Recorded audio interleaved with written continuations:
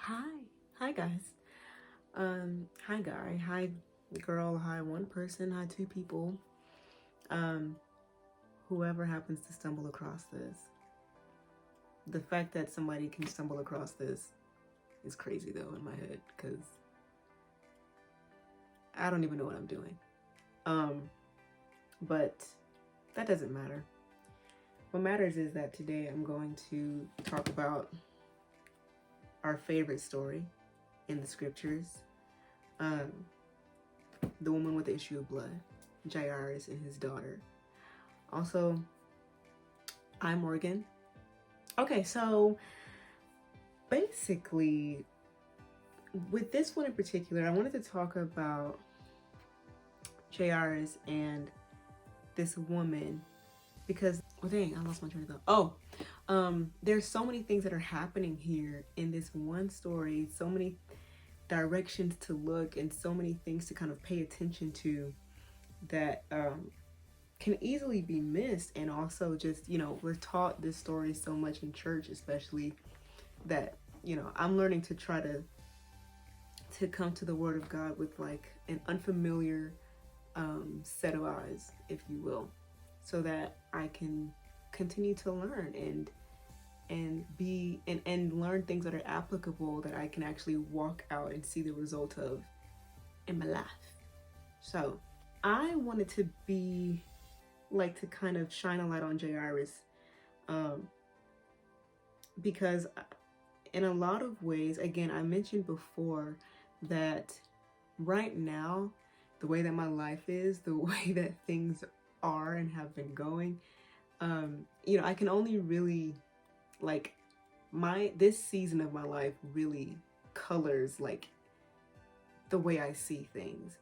A lot of things are filtered through what I'm experiencing, and that's not a problem.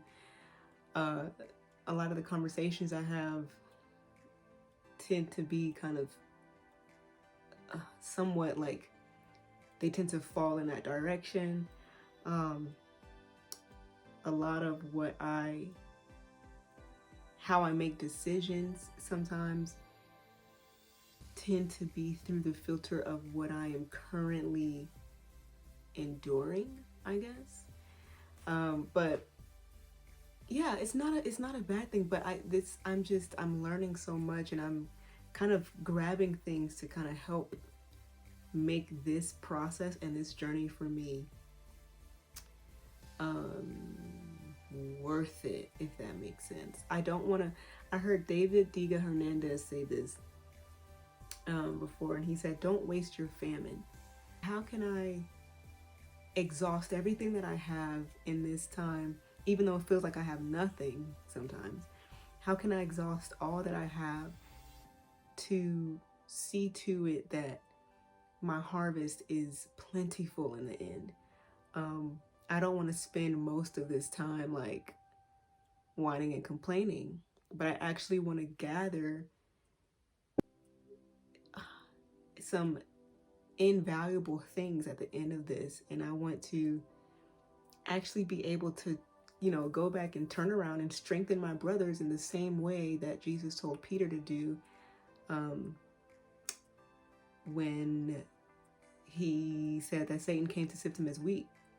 And Jesus told Peter, but I pray that your faith wouldn't fail. And when you come back, strengthen your brothers. So I just want to know that I know that when I finish this, when I come out the other side of this, that I can turn back around and strengthen my brothers, and not have wasted this season. Okay, so that was the prerequisite. This is in Mark 5, and I'm gonna kind of cherry pick just so that I can like not have to read this whole section. But basically, summary is there's a synagogue ruler named Jairus, and he came to Jesus to ask him if he could heal his daughter because she was at the point of death. So she was looking death in the face, and it was kind of like she's knocking on death's door. And at this point, there's a crowd of people all around Jesus. Everybody wants to be healed. Everybody wants Jesus to heal them and everything. And so they start walking. But, what's interesting is that Jairus asked Jesus if he could come to his house to heal his daughter because she was at the point of death. And so Jesus started to walk with him.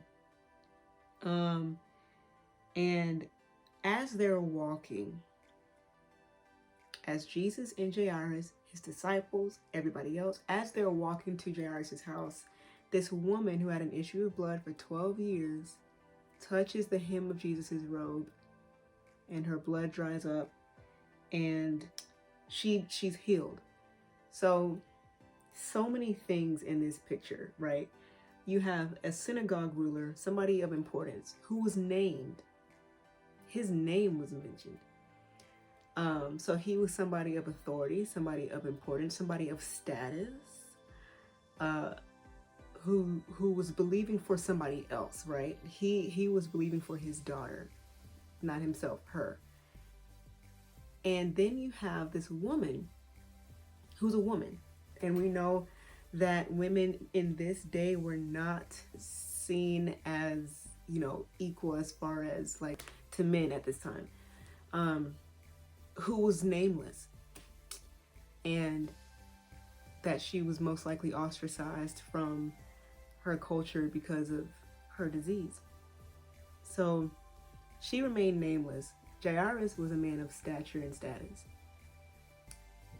Jairus was believing for Jesus to go all the way to his house and to lay his hands on his daughter. This woman, her mindset, she didn't even have to talk to Jesus. She knew that all she needed was to touch his clothes at least, and she would be good. And she does it. Jesus marvels at her faith. He says, "Who touched me?" The disciples are like, "Everybody's touching you. I don't get it." He's like, no, that one was different. And he turns to her. There she is, kind of ashamed. And he's like, "Your faith has made you whole. Go and be healed." By the time she has received Jesus' praise, she has received like everybody looking at her, and she's the one that caused virtue to come out of Jesus. Like, that was me. In this moment, in this interaction, Jesus, her, the people, virtue, everything is happening. While this is all taking place, it says, chapter 5, verse 35 of Mark, while he was still speaking. So what he was saying was, "Daughter, your faith has made you well. Go in peace and be healed of your affliction." While he was still saying that phrase to her, it says that some came from the ruler of the synagogue's house, Jairus, who said, "Your daughter is dead. Why trouble the teacher any further?"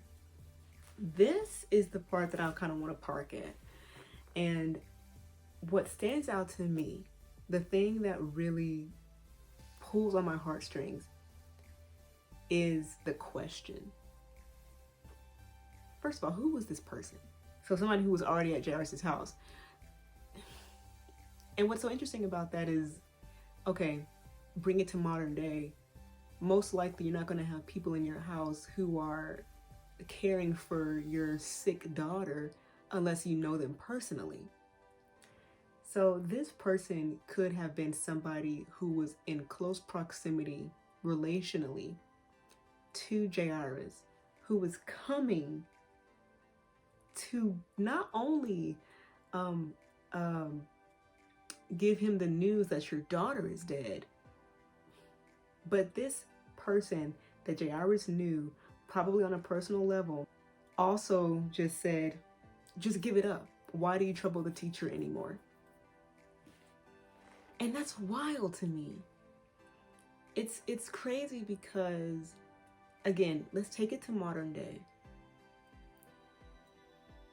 If somebody's in my house tending to my sick kid, I don't have any kids, metaphorically speaking, and I'm out, like, asking, like, I'm next to Jesus asking him if he can come to my house and heal my kid.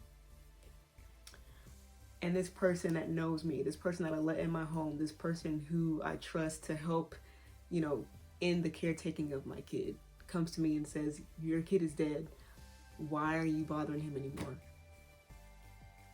That hurts. And it hurts for a multitude of reasons. It hurts, number one, obviously the kid is dead. Number two, it hurts because I've never seen this way until now, but now I'm also kind of shedding a little bit of light on the person that came.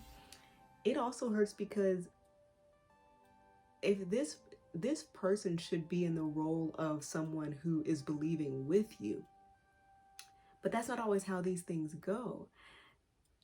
Just because you are friends or a family member with someone who grew up in the same faith as you does not mean that they are obligated to believe with you.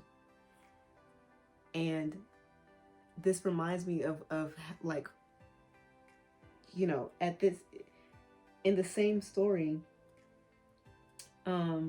Jesus put everybody out of the house, and they ridiculed him, and it says, but when he had put them all outside, he took the father and the mother of the child and those who were with him, and he entered where the child was lying.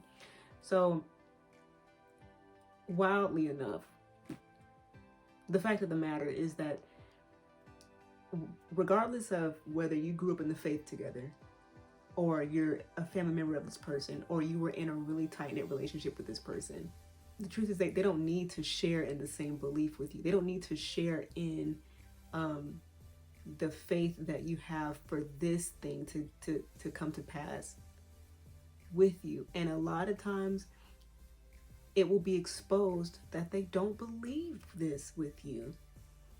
And that's okay. That's why you don't share everything that you're dealing with everybody.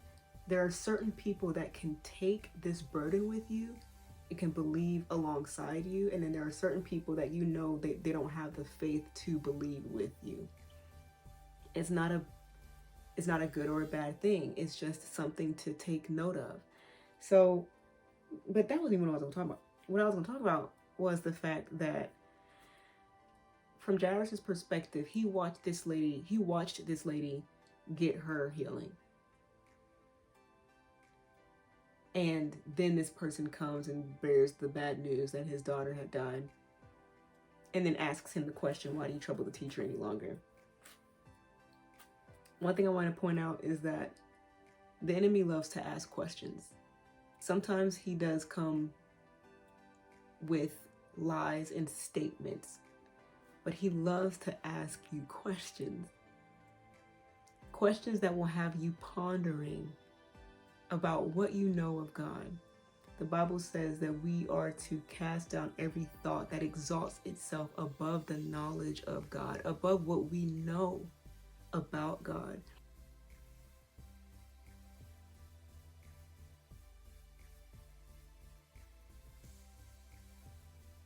Questions are very peculiar because it's one thing for somebody to just say something blatant and you're like, you know that that's not true. But a question, or it suddenly like plants doubt. And if you're not careful, you start to reason with yourself to find the answer to this question. Why do I trouble the teacher anymore? She is dead. I guess I should go home. This is the same thing that Satan did with Eve in the garden. Didn't God say? These are these questions. So beware of the questions that come to your mind in the face of you believing something very specific, believing in God for something very specific. Beware of the subtle, doubtful questions. These questions are subtle, they are sneaky, they are like those tiny, silent, venomous snakes that you don't see until you're bitten. And they pack a punch if you actually start to go down a rabbit hole and start to answer these questions. So nip the questions in the bud when they come up.